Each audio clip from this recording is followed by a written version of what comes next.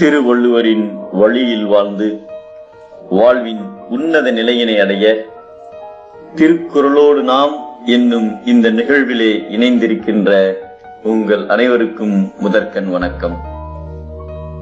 குறள் எண் 646, அதிகாரம் சொல்வன்மை. கோப்பெருஞ்சோழனின் அரண்மனை. ஒரு நாள் அவரை காண 80 வயது முதியவர் உள்ளே வருகிறார். அவர் ஒரு புலவர். ஆனால் அவர் உள்ளே வருகின்ற பொழுது பார்த்தால் அவரது ஒரு முடி கூட நரைக்கவில்லை. தோளிலே சுருக்கம் இல்லாமல் இளமையாக இருந்தார். மன்னருக்கு ஒரே ஆச்சரியம். புலவரே, ஆண்டுகள் பல ஆகியும் முழு மதிபோல் அழகாக நீர் இருப்பதற்கு காரணம் யாது என மன்னர் கேட்டார்.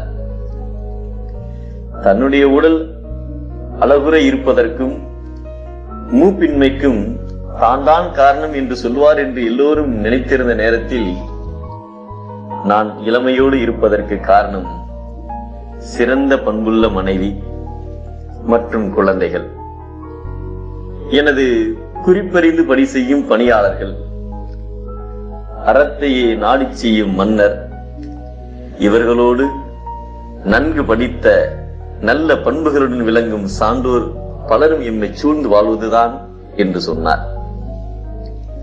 அந்த முதுபெரும் புலவர்தான் நம் பிசிராந்தையார் அவர்கள்.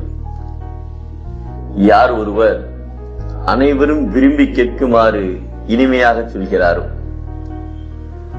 பிறர் சொல்கின்ற நுண்ணிய கருத்துக்களை சரியாக உணர்ந்து அதை அறிந்து கொள்கிறாரோ அவர்தான் உயர்ந்தவர் என்பதை வேட்ப தாம் சொல்லி பிறர் சொல் பயன் கோடல் மாட்சியின் மாசற்றார் கோல் என்று அழகுரை எடுத்துரைக்கிறார் நம் திருவள்ளுவர்.